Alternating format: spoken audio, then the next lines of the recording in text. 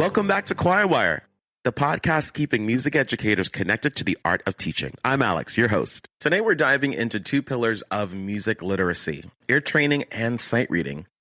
Whether you're guiding high school singers, leading a community choir, or just trying to decode that tricky alto line, this episode is your toolkit for sharper listening and quicker decoding. Let's start with the truth.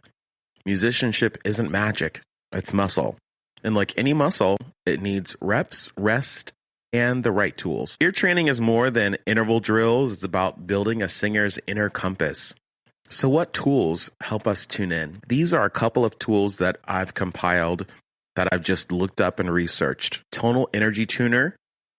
This app isn't just for pitch. It's a playground for intonation. With its smiley face feedback and drone capabilities, singers can practice matching pitch, tuning chords, and even hearing harmonic overtones. There's also musictheory.net. This is a free website. It has interactive exercises for intervals, chords, and melodic dictation. It's great for classroom projection or individual practice. There's also Earmaster, a robust platform with customizable exercises. It's especially helpful for adult learners who want to track progress and challenge themselves. And lastly, there's some solfege flashcards that you can just make yourself, or if you go online to, I think J.W. Pepper might sell them, or any kind of reproducible company that makes items like flashcards, they would have those. So simple is best. I've made my own flashcards before as well with solfege syllables, interval names, or melodic patterns. And that can be used as rehearsal games or warm-ups. And don't forget the human tools. Call and response, tonal memory games, and sing what you see exercises build ear skills in real time. The goal isn't perfection, it's pattern recognition and confidence. By the way, I'm not sponsored by any of these games or any of these apps that I might bring up today. Sight reading is often treated like a pop quiz. I am guilty. I did this the other day to one of my classes. But what if it were more like a scavenger hunt, a chance to spot clues, make predictions, and sing with curiosity? There's a tool that some of my friends are using right now in their classrooms, which is Sight Reading Factory. And this one is a game changer. You can customize the exercises by voice part, level, and key. And it's great for classroom use, auditions, or homework. There's also Rhythm Cat and Tenuto, and those apps gamify rhythm and notation reading. It's perfect for singers who struggle with subdivisions or syncopation. There's also Smart Music, and it's mostly used for instrumentalists, but they do offer vocal repertoire with sight reading, assessments, and playback features. And then you can also do the printed sight reading anthologies. Those are available on J.W. Pepper as well. A great, well-curated book. You can't go wrong with that. Collections like Sing at First Sight. We have a couple of those in our classroom. Patterns of Sound, and those offer progressive exercises and ensemble-friendly formats. Sight reading improves when singers annotate. Have them circle tricky rhythms, mark their solfege, draw arrows for leaps. We had a student a long time ago, and her way of showing herself where the melodic contour went, she would draw a line, squigglies, whatever helped her to understand, because she did not come from a middle school where she had any kind of sight reading capabilities. So she was fresh going into high school choir, but she was like, this works for my brain. So I just draw the lines wherever I need to in my music to know where the contour was going for the melody. So how do we make these tools part of the ensemble's DNA? You can incorporate ear training into your warm-ups. Use sight reading as a team sport, split into sections, race through rhythms, celebrate small wins. I usually have whatever exercise I might have up on the board.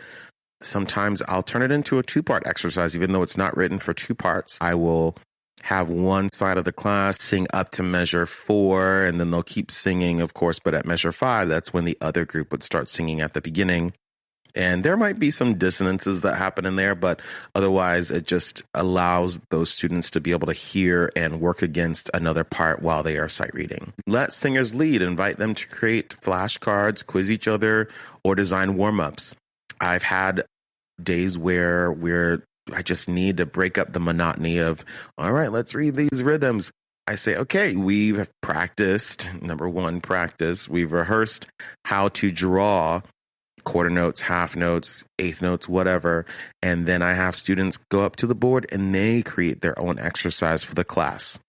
I used to do that a lot in middle school. I love teaching middle school because I had the time to really slow down and really take my time with building great musicians. Now, I can do that in high school too, but things just go a lot faster in high school. So performance based. But a lot of the things that I used to do in middle school, I'm like, oh man, I forgot about those things. So this episode definitely helped me remember those things. Of course, here are some really, really important reminders. And here are some extra ideas as well for building ear training with your singers.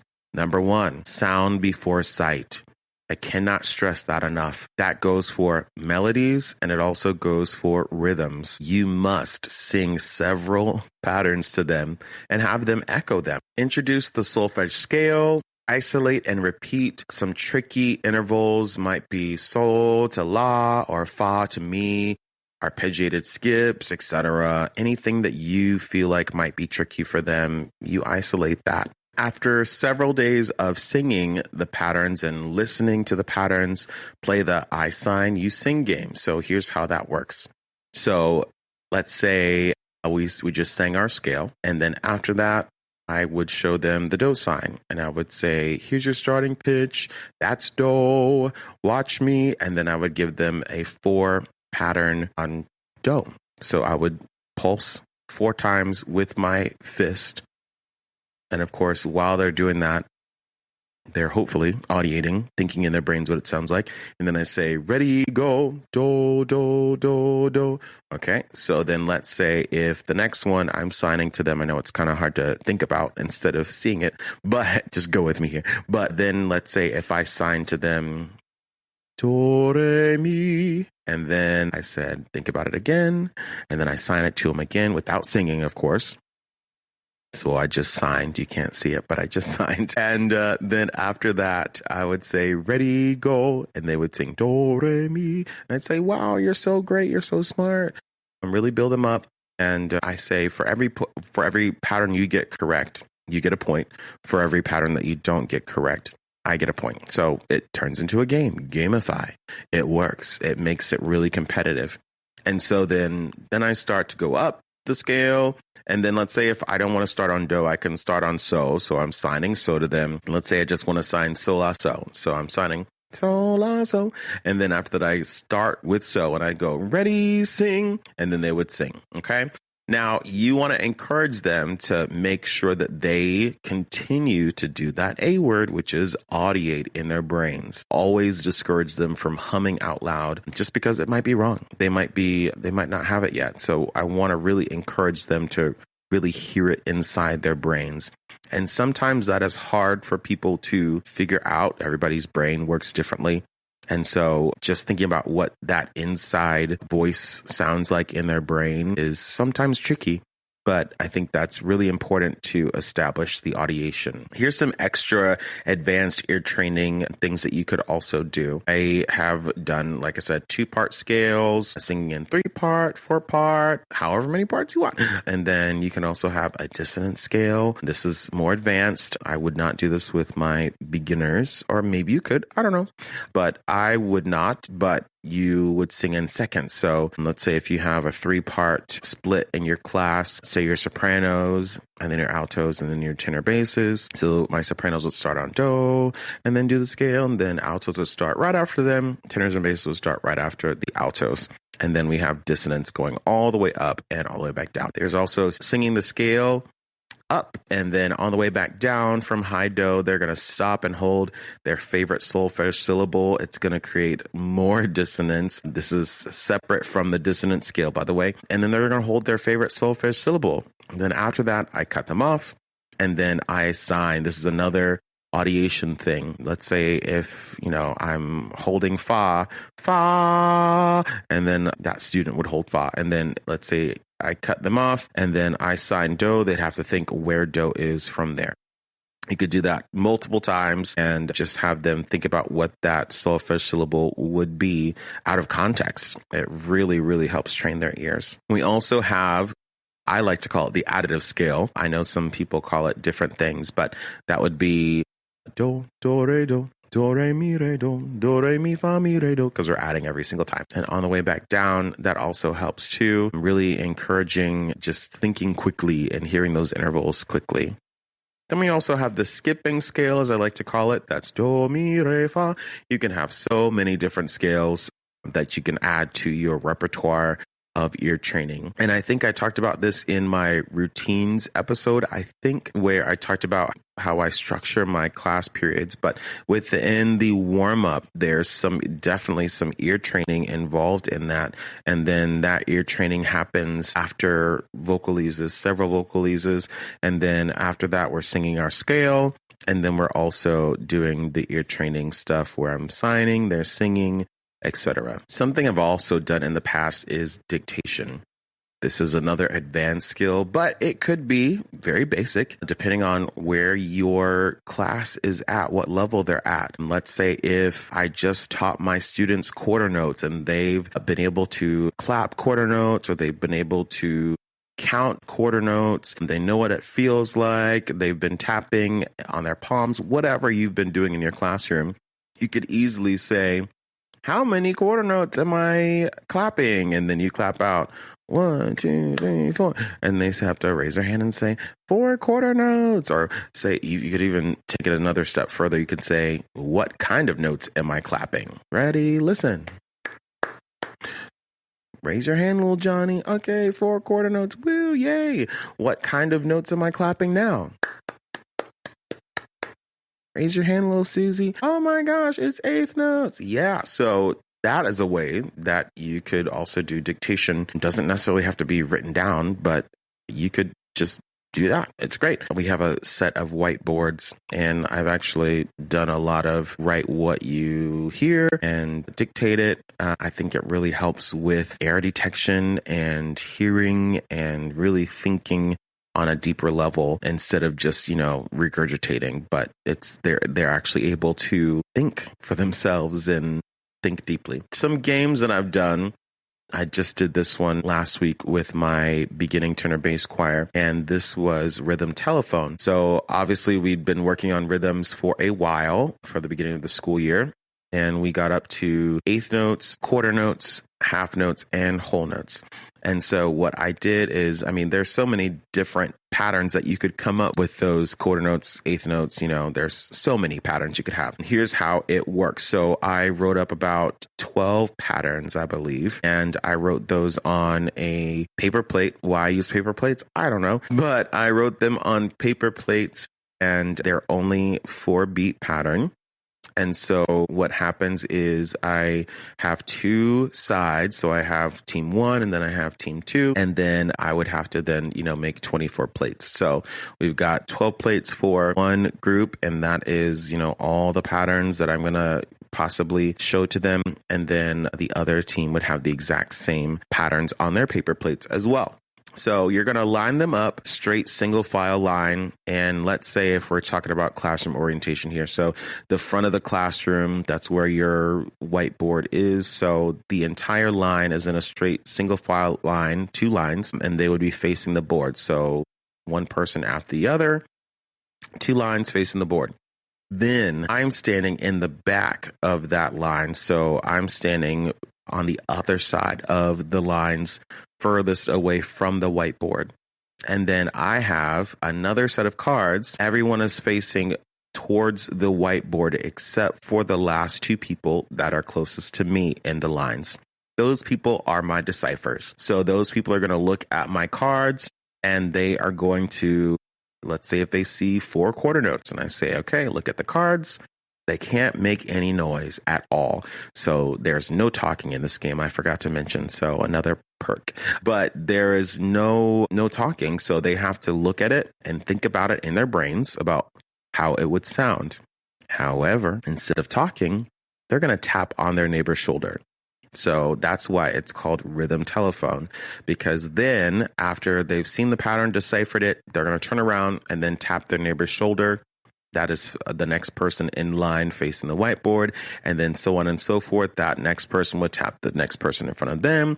The next person taps the next person in front of them, whatever rhythm they received. So it's the job of the deciphers to actually tap the right rhythm. If they don't tap the right rhythm or it gets changed, then the person at the front of the line closest to the whiteboard, they have to choose whatever pattern is tapped on their shoulder by picking up those paper plates with the correct rhythm. So it gets pretty competitive when they pick up the wrong plate or somewhere down the middle, because I like to go to the front of the line. It's a lot of walking for me, but I like to see what they're tapping exactly on their shoulders, because sometimes they're tapping the wrong things. So those deciphers either are wrong or somewhere down the line it gets changed, just like a regular telephone. You know how it goes. But it is a fun game, and it is one of my favorites to play, especially with our tenor and basses. And then there's also another game that I found in a book somewhere a long time ago called Sting Pattern, and that one is another deciphering sort of situation, except I'm going to write a rhythm on the board, or you could do flashcards, could be shown up on your smartboard, whatever you have, projector, whatever you have. And let's say I'm showing 4 quarter notes again. Well, that pattern, I'm going to clap for them first because I want them to know what the actual pattern is. So we're building literacy here. So we got the 4 quarter notes. Let's clap it all together. Ready, go. And that is your sting pattern. If you hear me clap that pattern, you should not clap it back. All the other patterns, you should definitely clap back and echo. So I'm echoing several patterns to them. So if I'm going 1 and 2, T and 4, then they're clapping it back. And I go 1, 2 and T, 4. And they're clapping and clapping and clapping. And then once I get to, maybe the 8th pattern, I will clap that sting pattern 1, 2, T, 4. And whoever claps that or starts to clap it or flinches, they are out of the game. So that's how that one works. So the goal is to not clap the pattern that is on the board.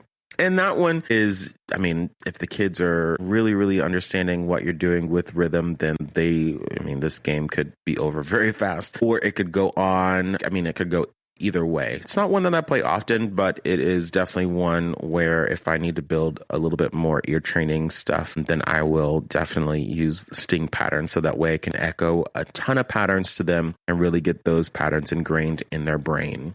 Sound before sight. And also understand, I am not the end all be all. There are so many different resources out there for anybody to research and go online. We're so lucky nowadays. On YouTube, you can go on and find resources. Anywhere you could go and just look stuff up and you'd find some great ear training and sight reading resources. Also, too, if you have any ideas that I didn't share, or if you have some magical ear training tool that you found to be successful, please reach out to me and inform me about this magical tool. Everybody has the opportunity to either hit me up on my Choirwire Instagram, or you can also email me. Yes, now I have an email address, and that email address is choirwirepod@gmail.com. Once again, that's choirwirepod@gmail.com. And also, too, if you go on to my Instagram, you can also see where you can support me by buying me a coffee, and that is on the Buy Me a Coffee website. And I want to shout out to Rebecca Hammock for also being my first supporter. Thank you, Rebecca. If you did not hear her podcast last week, you're missing out. So go check that out as well. Thank you to everyone that listens. Thank you to everybody that is cheering me on in this venture, and I appreciate the support tremendously. And this is something that I think is necessary for everyone to have, and I want to keep bringing it to you all. So if you help me out by help offsetting the costs of hosting this podcast, it's about $20 a month. So I appreciate anything, $3, $5 here and there, to help keep this going. So thank you guys so much. So once again, if you've got your favorite ear training app, a rehearsal hack, or a sight reading success story, drop me a line, hit me up on the social media, email me. Let's keep building choirs that listen deeply and read boldly. Until next time.